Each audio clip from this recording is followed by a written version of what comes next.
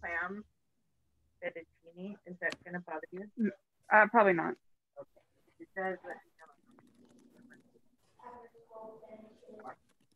I'm not able to school until January.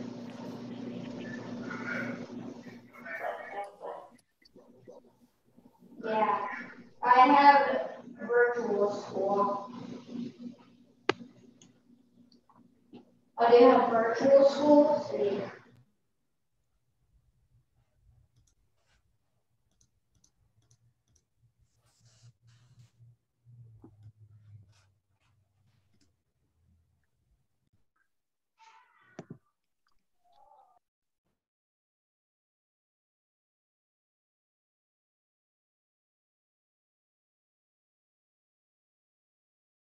Hello, everyone.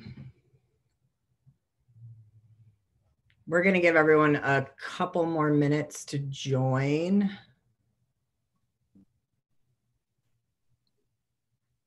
Very excited about our guests today.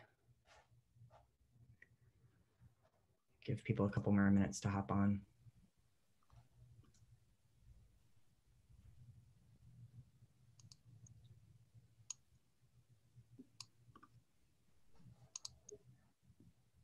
Hi, Monica.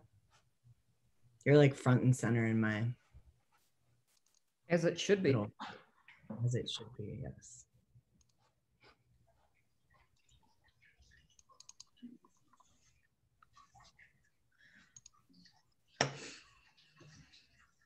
How's everyone doing? Well, how about you? Pretty good. Can't complain. Looking forward to the end of the week for holidays, whatever that means now.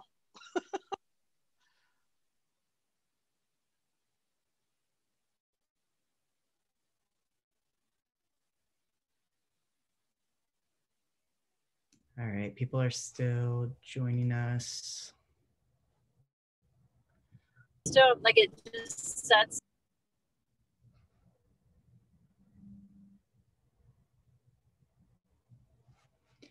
Give it like 30 more seconds. Hi, Kelly.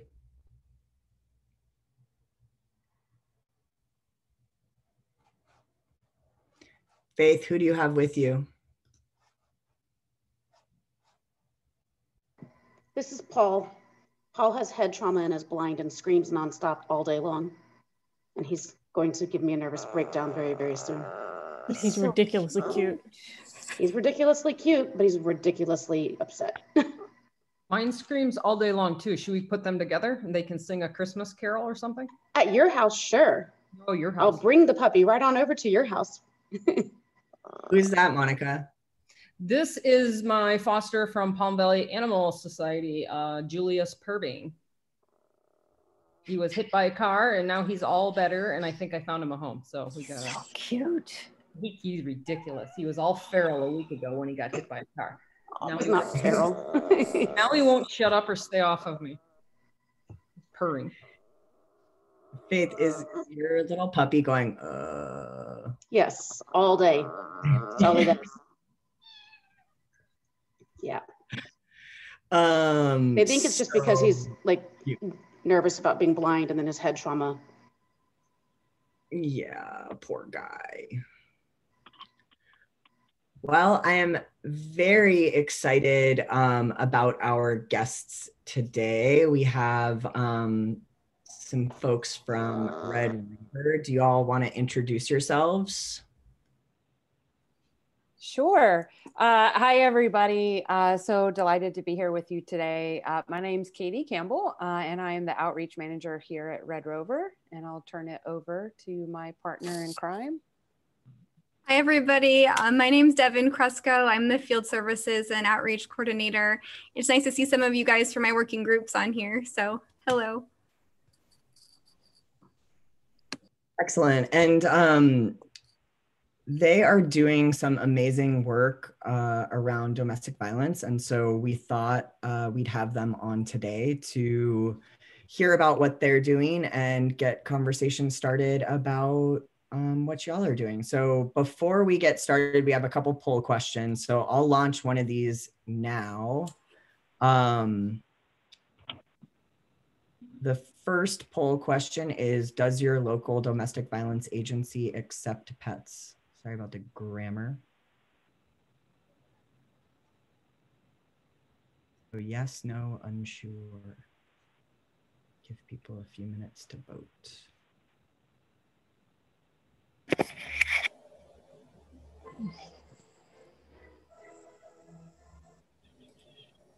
All right. Looks like most people say no or unsure, which is pretty interesting. All right. Do y'all want to tell us sort of what you're working on? Yeah, absolutely. Thank you for throwing that poll question up there first, Rory. And I'm going to challenge you all after this call, especially those folks who are unsure, that I think it was 45%.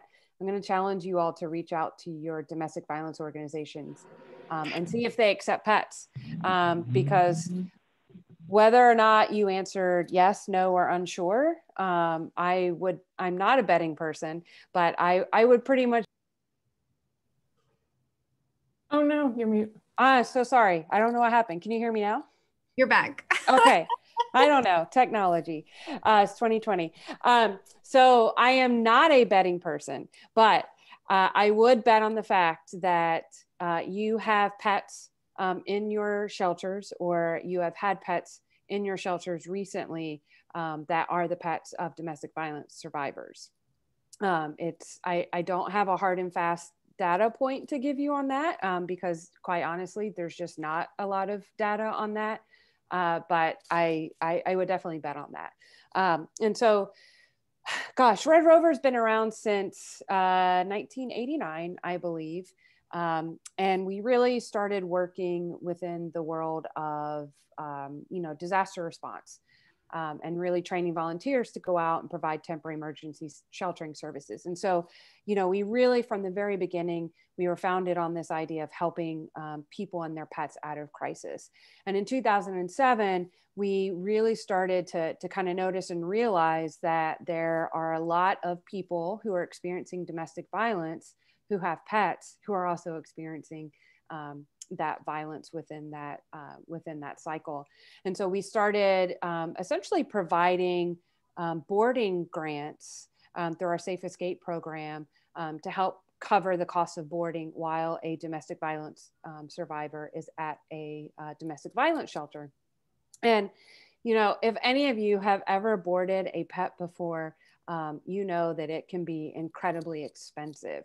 And so when we're looking at boarding these pets for 30, 60, 90 days, usually 90 days at best, it can be really, really expensive. And so in 2012, we started to shift gears. We still offer the Safe Escape grants, but we really started to put a lot of effort behind helping domestic violence shelters and communities create their own pet-friendly programs. And we started out with having these pets be on site at domestic violence shelters. And that is still kind of our ultimate goal is to help keep people and their pets together on site at the same location. But about, oh gosh, Devin, two years ago, and actually might have been prior to you coming on board, we realized that sometimes domestic violence shelters just can't have pets on site for a number of reasons. And so we opened up these safe housing grants to include situations where pets might stay at an animal shelter. And then even more recently, within the last year, we opened up these safe housing grant opportunities to actually fund the animal shelter directly. So the funding goes to animal shelters and you create space, which I know is a limited quantity for you all. That is a dedicated space for the pets of survivors at your shelter. And so since 2012, under these safe housing grant opportunities, we've given out, I just got the updated number today from our folks in the office. We've given out $1.5 million in these safe housing grants to over, this is not the updated figure, but I do know it's over 100 separate grants. And currently these grants are up to $20,000 to help whether that housing is going to be at the domestic violence shelter, the animal shelter, or a special startup grant. So that's kind of where we started, and we wanted to just give out money. And then we realized, oh, it's not enough to just say, hey, here's some money, go do it. We really started to realize that we needed to do some work to kind of help communities create these programs. And so that's really where Devin and myself come in, is, you know, helping domestic violence shelters, helping animal shelters really create these community-based programs. And so that's kind of, I think, what brings us here today. Rory, would you say? Absolutely. Devin, do you have anything to add? I think Katie pretty much covered it. I think, you know, what's exciting for 2021 coming is, you know, so much of the HOS work and all of these conversations about community programs and these different ways to support everybody. We weren't quite sure how the animal shelter grants were going to go for 2020 as it was new, and we were kind of calling it a pilot program. And we're on track to fund 9 shelters, animal shelters for 2020, which was super exciting. And the program is going to continue for 2021. And so I think we just look forward to how we can help you guys connect and get really creative with space. And I come from sheltering as well in Vermont, and ran a program like this called the Good Neighbor Program that also housed animals, you know, of all different crises, which some of you might as well. And now that I'm out of my shelter, I can think of all of these ridiculous spaces, you know, that were underutilized. And I know that's something that's, you know, been talked about in some of the working groups. So I'm excited to chat with you guys today about it. Wonderful. And I think that segues in nicely to our second poll, which is, I'm going to launch it now. Are you currently boarding pets in domestic violence situations? Yes or no?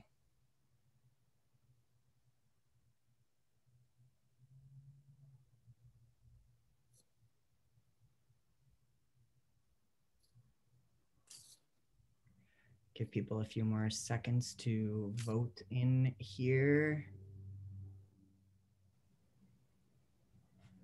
All right, looks like it slowed down, so.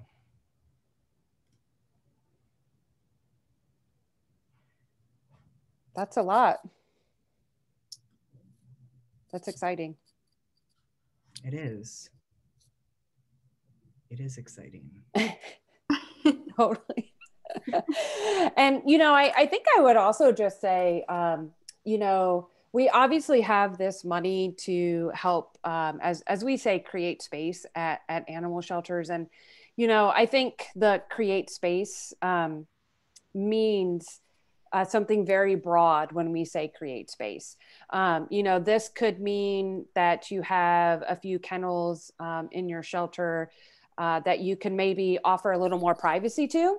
And maybe you just need some supplies to make those areas a little more private so that they're not open to the public. Because, you know, you certainly don't want pets of survivors being able to be seen by the public, right?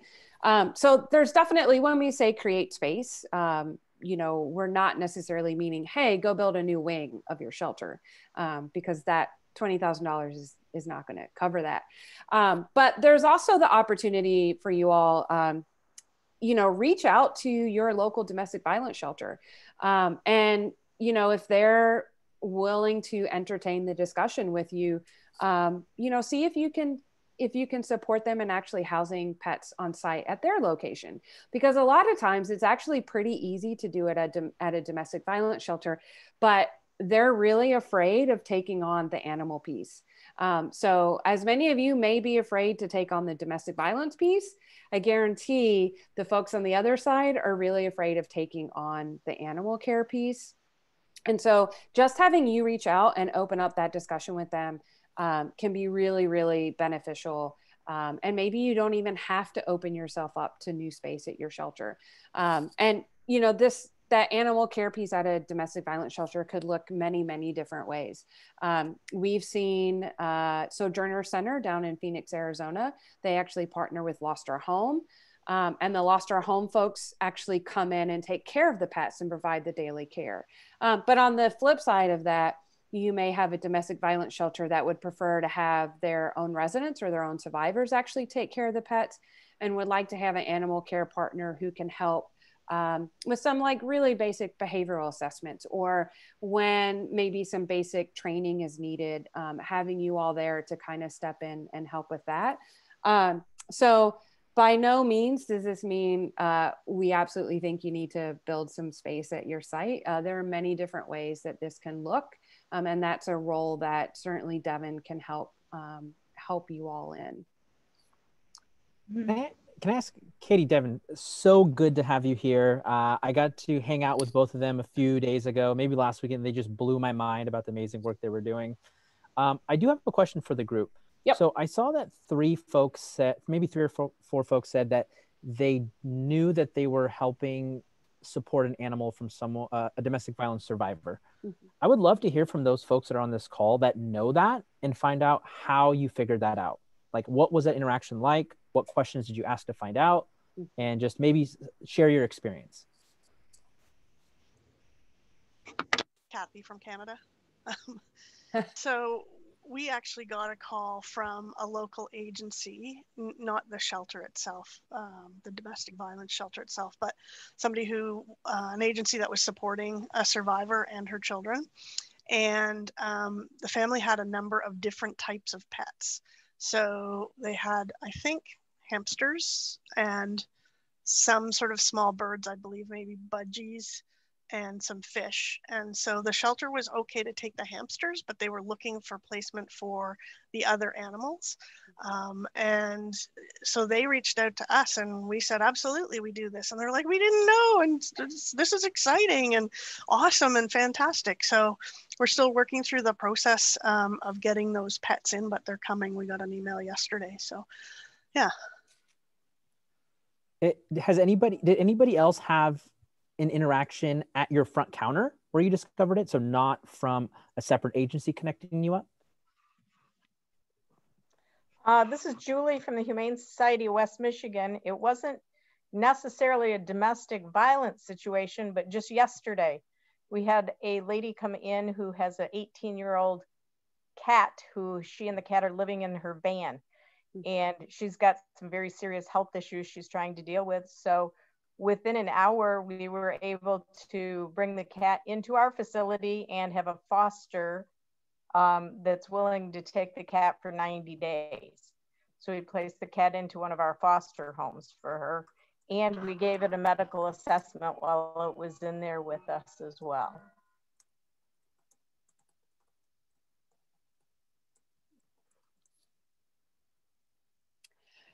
I love where you're going with that, Bobby.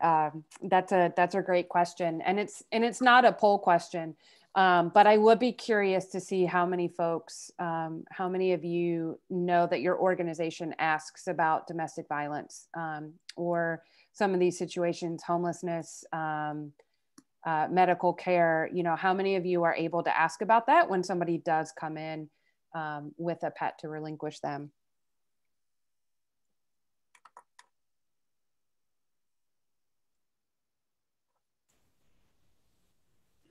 Is anyone asking that type of question on intake? And if you are, how are you doing that?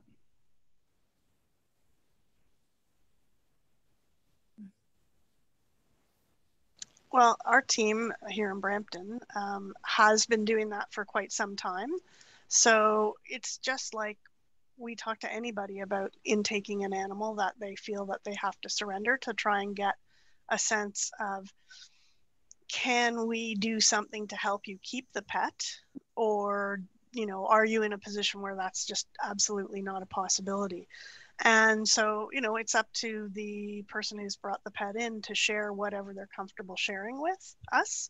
And based on what my team tells me, I mean, whether they're in the field talking to people who have been illegally evicted or at the counter in the shelter, people are quite forthcoming for the most part about their situation.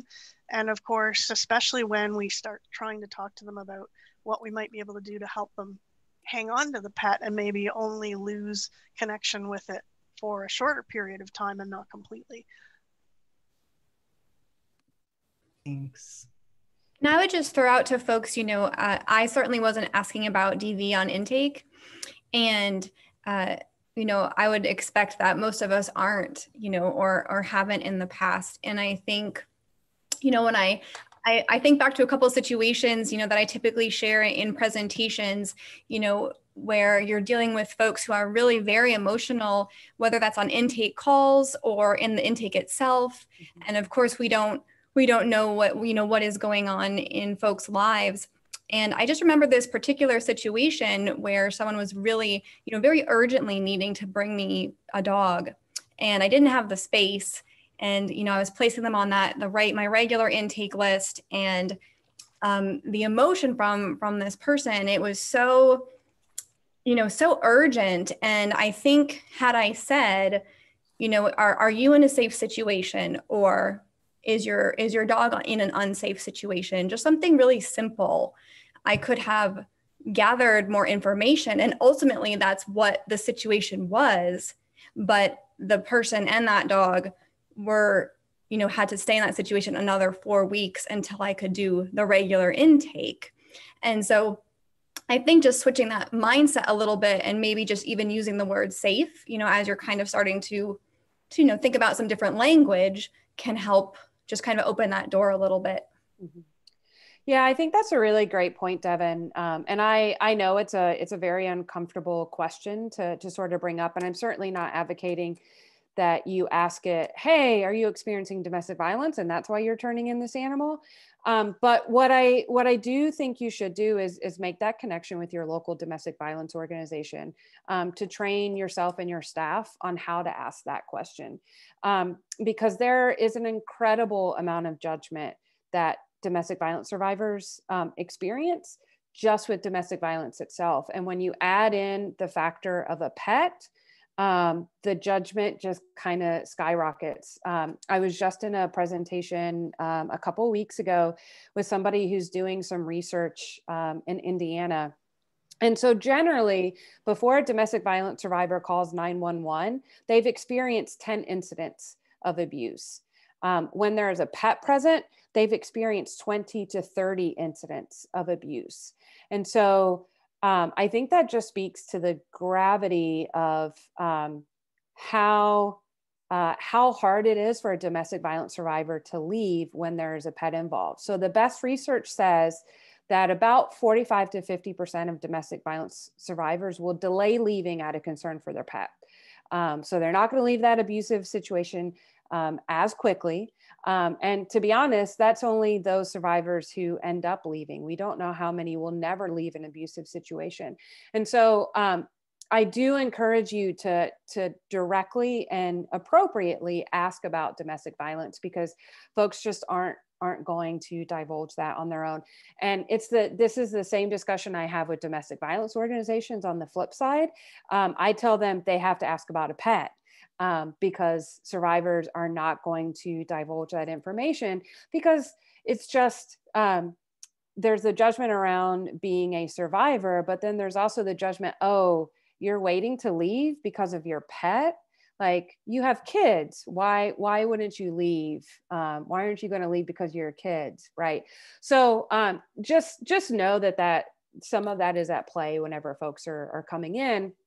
And it's really important for you all to know when you do have pets coming in these situations, because then you're going to have pets on your adoption floor that don't necessarily need to be on your adoption floor, right? And you also have pets who will potentially be picked up by the abuser.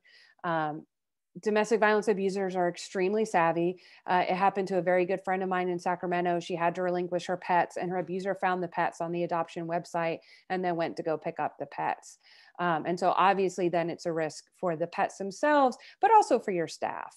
You know, he showed up and he was very irate. He was very upset about it. And nothing bad happened to the staff, but it's still a very uncomfortable situation. I have a couple of questions for you all. I guess my first is sort of thinking about length of stay for these programs and like what the average length of stay is for these programs, and what you recommend as a best practice.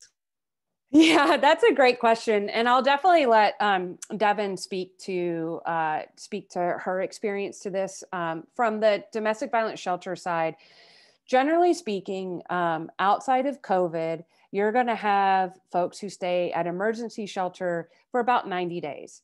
And that is about 90 days. Sometimes even under the best of circumstances, they're going to need to stay a little bit longer. With COVID, as you can imagine, different communities are experiencing many different things with this. But I'll tell you that generally speaking, domestic violence survivors are staying in shelter longer periods of time. And that's for a number of reasons. You know, they can't find employment to be able to get on their feet. There's not housing available. And so hopefully things will return to quote unquote normal at some time soon, but just keep that in mind. That generally it's 90 days for emergency housing, but we are seeing longer stays for COVID. And then Devin, I'll kind of let you speak to your experience on this. Sure. So I think ideally, you know, we definitely encourage a relationship and partnership with your DV shelter. And for us, you know, in terms of our funding, it's actually a requirement for our funding, but we would encourage that, you know, regardless of if you're applying for a Red Rover grant. But the reason for that is that it really does have to be a partnership to be successful. And it's really challenging, right? If the survivor is staying in this safe housing for 30, 60, 90 days, but we're only offering them a 2-week boarding or whatever it might be, it really has to line up to be successful for that person. That being said, I'll contradict myself too a little bit because, you know, my program was a 2-week program, and that was mainly for a lack of space and a really, really long wait list for owner surrenders. But the problem with that 2-week program was it just flew by. As you know, it's, you know, 2 weeks, just it's gone. It's like it never happened. And so for someone who's in crisis, it's a really short period of time to figure out an action plan. My contradiction to myself is that 2 weeks is something in an emergency crisis situation. So would I say 2 weeks is better than nothing? Yes, you know, absolutely. If someone's trying to leave a DV situation and they need to get that pet somewhere and you say, hey, we can give you 2 weeks and, you know, perhaps we can extend it or whatever that might look like, you know, yes, that might give that survivor some time to find alternate placement for that pet or some sort of situation. But because the goal, of course, is reunification and keeping the pet with their person, ideally that time frame matches up, which is why having the designated space, which is for these programs, is really important because we're so tight on space. There's always someone, you know, often that needs the space. So if it can be dedicated for this program, it's not you know, as available, you know, to our general population or, you know, to something else. Devin, can I ask you a follow-up question to that really quick? Thank you so much. That's so helpful. So one of the things when I was in Sacramento is we focus on not necessarily the long-term timeline, but the focus on staying in communication. So, you know, as long as that person was communicating with us and giving us not necessarily an update on their life, but that they're still committed to their pet, we would extend the hold of the animal for them. But I know we got into a lot of situations where, you know, we wouldn't hear from someone for 3 weeks or 4 weeks, and we would try to communicate with them. What's a strategy that you can give to shelters on like what should that relationship look like, and how often should we expect someone to be able to communicate with us? That's a really good question, Bobby. And it certainly is a challenge in these situations, I think, for a variety of reasons. I think the relationship and collaboration piece really helps to support that. An example of that would be in Vermont, for example, while working with social services, whether that was the local DV shelter or mental health, I had resources who sometimes would know where clients were when I wouldn't know where they were, or I couldn't find them, or social services couldn't find them. It can be really challenging if folks don't have access to a phone. Perhaps they don't have transportation. Obviously, you're in crisis, so you're maybe just having a hard time communicating in general. So having all of those other people that kind of is a full circle support system, I think is really helpful, in addition to having a really good relationship from with that person right in the beginning. So everyone's trying to work towards this common goal of, okay, well, we're going to check in every Monday. I'm going to call you here, whatever that might look like. And I feel like, most folks I worked with, and maybe some of, you guys have worked with, it really does become this relationship of support. And there were for sure, of course, times where I did not hear from people and I could not find them, and I would, have to leave voicemails, but I would still always be communicating, I'm just checking in, I'd hope to chat with you on Monday, here's what we're looking at, here's what we're talking about, and try to always at least give any information I could in any way that I could get it to that person. It could be I left a message with the DV shelter.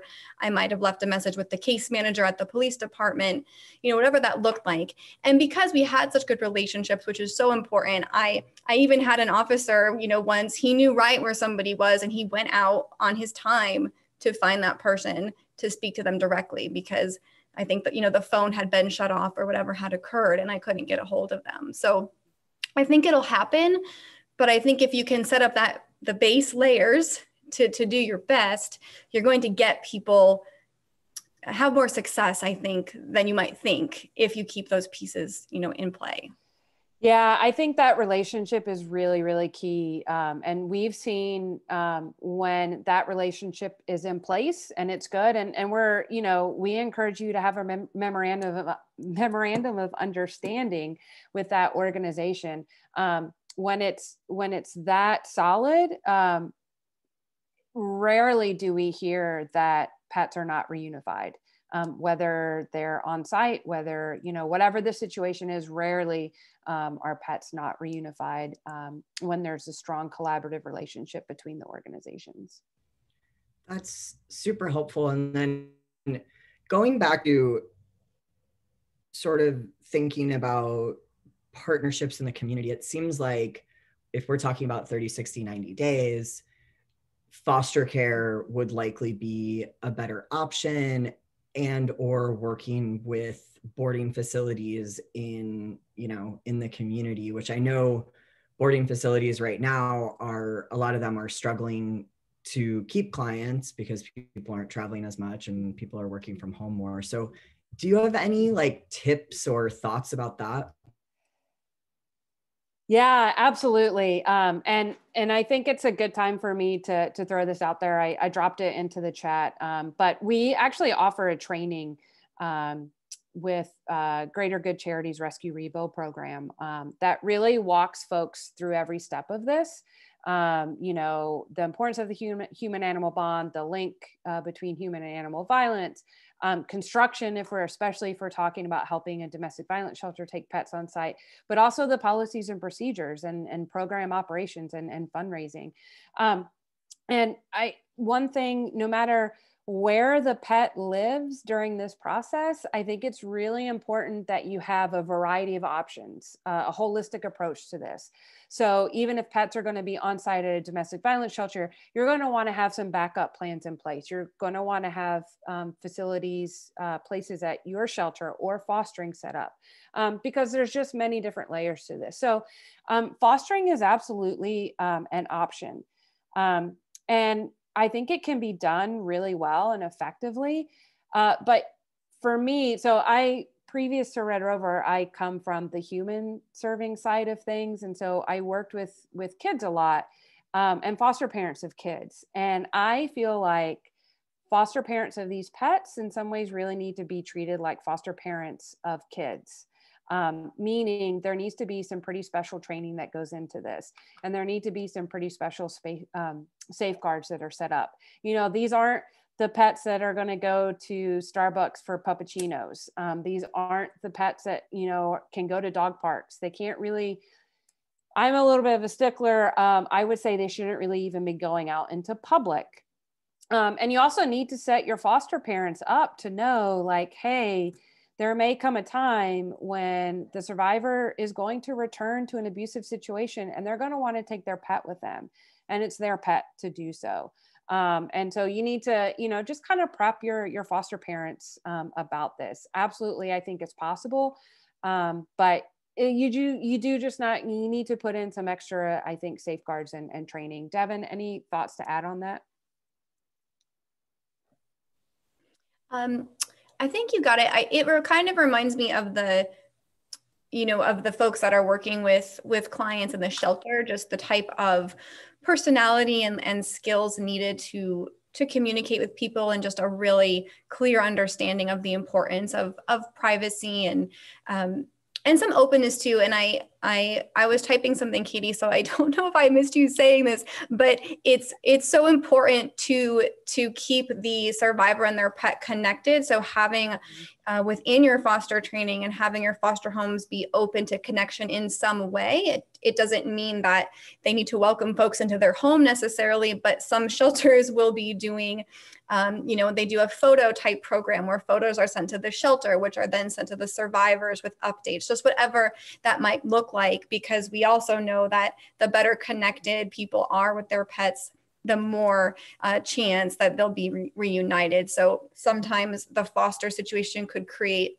you know, a bigger disconnect. So I think as long as it's just, oh my gosh, really active in bringing them close, keeping them close together.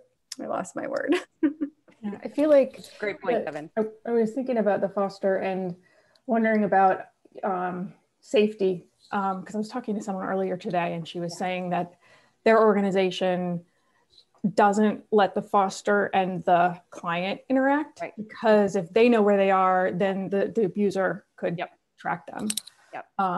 So just, but I do think it's a completely great option. Just need some safeguards. Yeah, that's a great point, Kelly. Certainly, and even in our Safe Escape grants, we're just providing the funding for boarding, but we never talk to the survivor directly. And so really keeping that conversation between like shelter staff, you know, like DV shelter staff and animal shelter staff, and funneling that connection through. Some folks will try and do like meetups, you know, where the foster parent brings the pet to a safe space at the animal shelter, and then the DV shelter brings, you know, the survivor over. And, you know, it can get, it's work for sure. I think the more work you're able to put into it, the more likely that you are going to have that reunification, while also maintaining safety for everybody involved. So it's a great point, Kelly. Thank you. And I think you might find if you put it out to a foster, your foster base, or as a new foster program. I worked with a shelter recently, and what they found was that it kind of opened this whole new foster door, and it included folks who themselves were survivors of DV or had experienced it through a family member. And it was kind of this whole new group of folks that had never, you know, maybe been involved in the animal shelter before, within that community before. And so but it really sparked an interest. And also they were really aware of, you know, the necessary precautions and what that looked like. So you might find that too. It kind of brings about a new foster base. That is such a great point. And so are you recommending that shelters would sort of market this as an option for fostering? I think so. I mean, I think, and Katie can chime in too, but I think when we're talking about domestic violence and the amount of programs that are needed and the numbers, I think there has to be many different options. So I don't think that an animal shelter should not support survivors because they don't have space.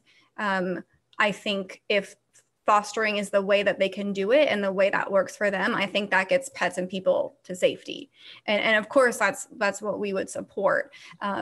So I think promoting that, and if that's, the way the program is going to go, doing so in a way that brings about the right people to be involved in that program and supporting it, and kind of like a different recruiting system, than your regular foster base would be key for a foster based DV program. And I think you'd get that too. I think you'd inspire a different type of folks. Oh, sorry, Rory. I was gonna say, like, I love that you brought up that idea of a new donor. I mean, a new I almost said volunteer base. I almost said donor base because we always talk about that. Well, and that's what came to mind was new donor base. Like this really is a new funding opportunity for you all. So I tell domestic violence shelters, like, hey, guess what? Now you have cute kitties and puppies to add to your fundraising. They're going to be reaching animal lovers who weren't necessarily people supporters before. Well, guess what? Same is true for you all. Folks who may not have supported you as an animal organization, but are people centered, they're going to start donating to you as well. And you've got the cute puppies and kitties and gerbils and hamsters and bunnies and whatever to help really make that fundraising, whatever that fundraising appeal is, really strong. So think about it as a fundraising tool. And I have a really corny joke that I'll just go ahead and say because I said that much. So I really, really encourage you all to think outside the litter box when it comes to your fundraising. When it comes to your fundraising around these issues. This is, at least for the domestic violence world, this is kind of new. Like pets is still a really new jam for them. And so there's lots of opportunities to do like cool things together with them. Katie, you got my head spinning now because I think you're taking us into the realm of something that we all understand or focus on, which is storytelling. Yeah. But obviously this is incredibly also, it's a powerful but sensitive topic. Mm-hmm. Do you have any sort of feedback for the group about that storytelling? How do we tell this story to, one, increase awareness that we have these programs, two, to get donations, but still kind of honoring and not exploiting people, the survivors? Yeah. Yeah. So, I'll be honest, like sometimes getting stories from domestic violence survivors can be a little bit of a challenge. And that's because you do see them generally, they come into a domestic violence organization for 90 days and then their like one goal in life is to move on, right? And so they're going to move on. And so sometimes getting those stories after the fact can be really hard, but that's generally the safest time to get those stories. So what I would encourage you all to do when you're creating these relationships with domestic violence organizations is start talking about how you are going to do that storytelling.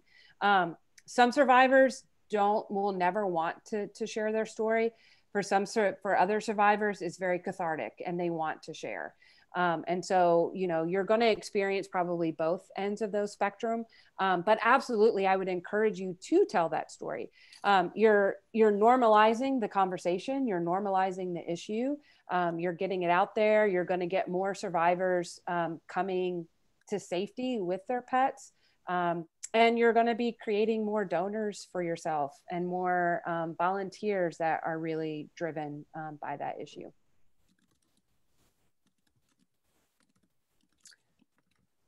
There was a question in the chat too. Yeah. Where was it? From Maggie. Oh yeah, that was a great question. Oh, yes. That might be the one that I was furiously typing. Yeah,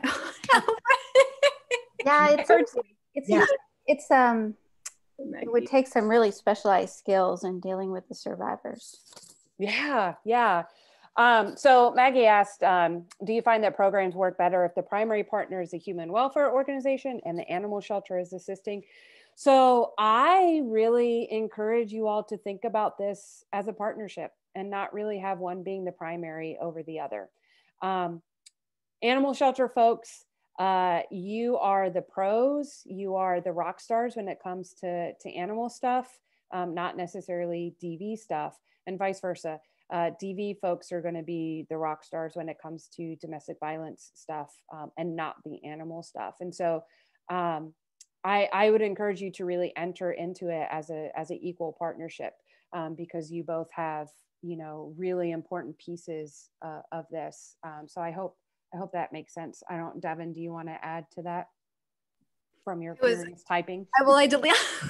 I deleted it all, but it was essentially that, Maggie, and all, you know, and I think with the animal shelter piece, it's almost, you know, if a pet cannot be with their person, with their survivor in that DV shelter, you know, what better place than to be with you guys?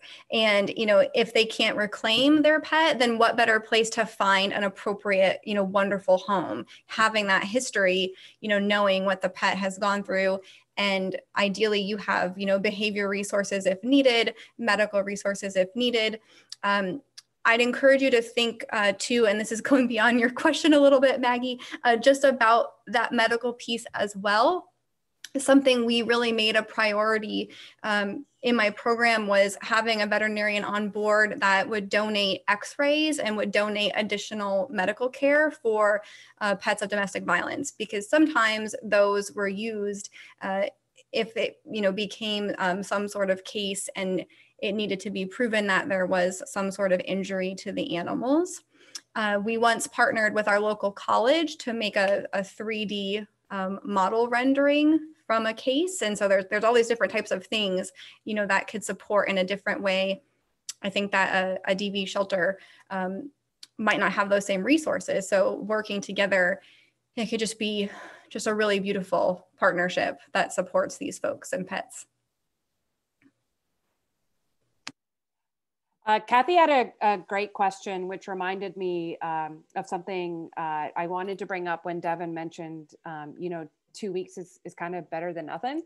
And, you know, I think it also allows whatever amount of time that you can give survivors to kind of find alternate means if you can't house longer than that. That 2 week period also gives you the opportunity to get that pet out of your immediate location. You know, if the survivor decides or is just not able to, you know, to find other placement for the pet, you know, being able to give yourself that time to use your networks, work with your networks to get that pet out is really useful. I know not everybody might be able to do that, but I think it's when you can do it, really try and get those pets out of the immediate location. And Bobby had asked about social media and if I knew anybody who was doing it very well. So I don't know if anybody's doing it really well on social media, but some of the organizations that I think have been doing it really long. So Rosebrook Center, they're a domestic violence organization in Missouri. So you might want to check out their social media. There's Sojourner Center down in Phoenix, Arizona. So they partner with Lost Our Home. That's their animal organization partner. So good one. You can also think about an organization called Ahimsa House. So they're in the state of Georgia. They're not an animal shelter, but they have a fostering network all over the state of Georgia. So you might check out their social media. And then I believe they're called Noah's Ark in Nevada. And so they are an animal organization based on site at a domestic violence organization. So you might check out their social media as well. And then I'm wondering, I'm going to pick on Stacy from San Diego Humane, who was a rock star host for one of our Don't Forget the Pets training. It was actually the last thing that I really did before COVID hit. So thank you, Stacy, for getting me to San Diego before all the craziness broke loose. I'm wondering if Stacy might know of any like social media folks. It sounds like she's going to try and chime in on chat. So thanks for that, Stacy. Sorry to put you on the spot, Stacy. Devin, do you know any like social media folks? No, I was trying to think as you were talking, but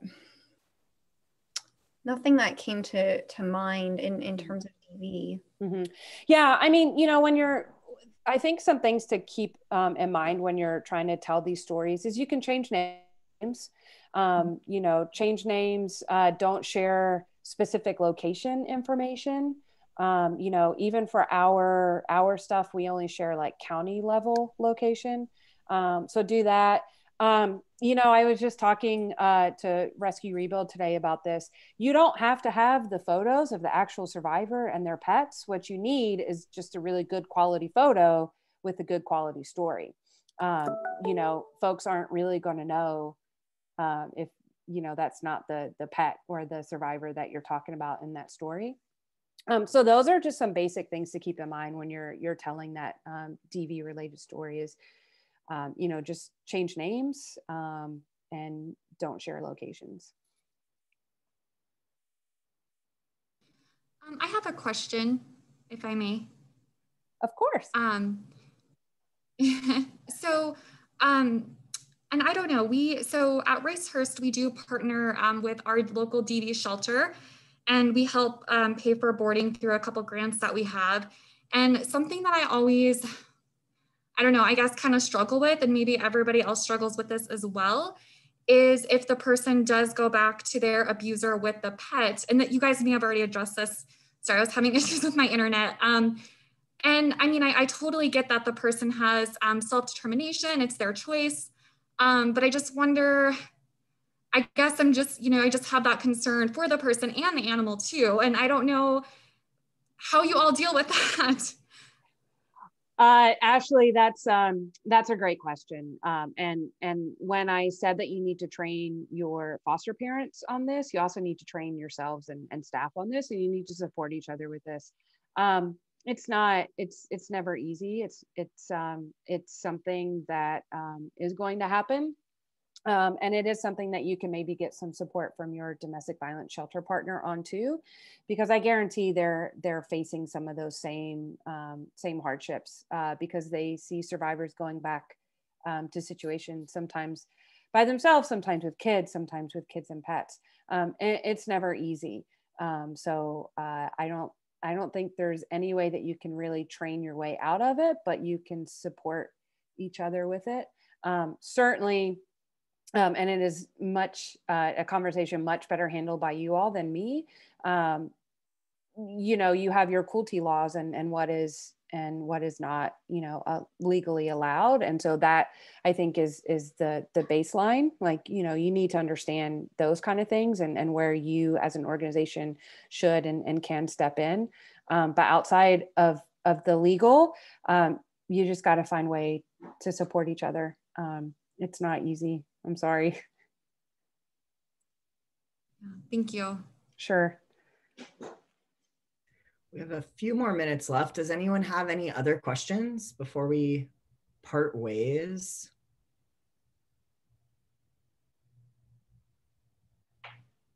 Thoughts? This has been incredibly helpful. I guess I have another question. What is sort of like, what is the best way to approach some of these organizations, like a domestic violence organization? What's your recommendation for approaching 101? Sure. So I think, you know, just reaching out to, if you know their executive director, that's great. If you know who oversees their clinic or shelter services, that's great too. And you know, I think you can just say something like, hey, you know, we know that pets can be a real barrier to survivors finding safety. Just curious, you know, if you all are doing anything with this. Is there some way that we can support you all? You know, we just want to start a conversation around this issue. I think that's just a really great way to start that conversation. There's data out there, you know, if you do come across a domestic violence organization that is like, we don't have time for pets, which may happen. And, you know, if you want to push that issue, there's definitely lots of statistics and support. And you can also turn me on them, you know, reach out to me and I can help with that side of it. I love hounding people for those kinds of things. So love it. Thank you so much. And this has just been such a pleasure. The work that you all are doing is amazing and so important. And I'm just really thankful for everything that y'all are doing. Any parting words for us? I will just say thank you. You know, thanks for all the work that you all do. We're extremely grateful for what you do day in and day out. And we're absolutely here to support you in any way that we can. And I'll let Devin say her piece, but do you want to mention that maybe we're having some talks about doing something more, Devin? Bobby might have mentioned something about that in the chat, so. Did he leak some information? Well, he hasn't leaked it to the group yet. I think he was leaving it to you. Yes, I would just like to say I was so excited to see almost 40 people on here tonight. Well, tonight for me in New York, or in the evening for me. Like I said, coming from shelter operations, I know, gosh, if someone came to me and said, "Can you start this new program?" I'd be like, "No, not right now. I need some more time." So I know it's, you know, starting new programs is, it can be really challenging, and it's just so amazing that so many folks are behind these community programs, and it's being talked about more, and everybody's so open and really thinking outside the litter box, as Katie said, of ways that, you know, we can support these survivors and pets. So I'm humbled by it. So I'm just really, really glad to have joined everyone tonight.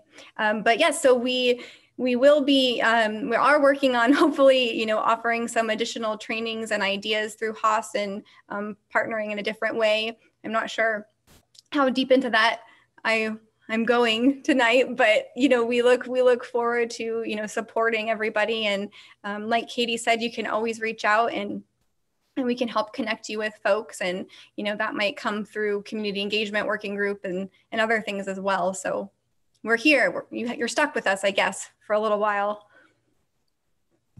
Well, we're incredibly lucky, and it's just been such a pleasure to meet both of you and get to know you a little bit over the last couple of weeks. And thanks everyone for joining. This has been super helpful and great, and I can't wait to continue partnering with you all. Yeah, thanks everyone. I hope everyone has a nice rest of the week and holidays coming up soon. Yes, happy Festivus. Yes, thank you. Bye.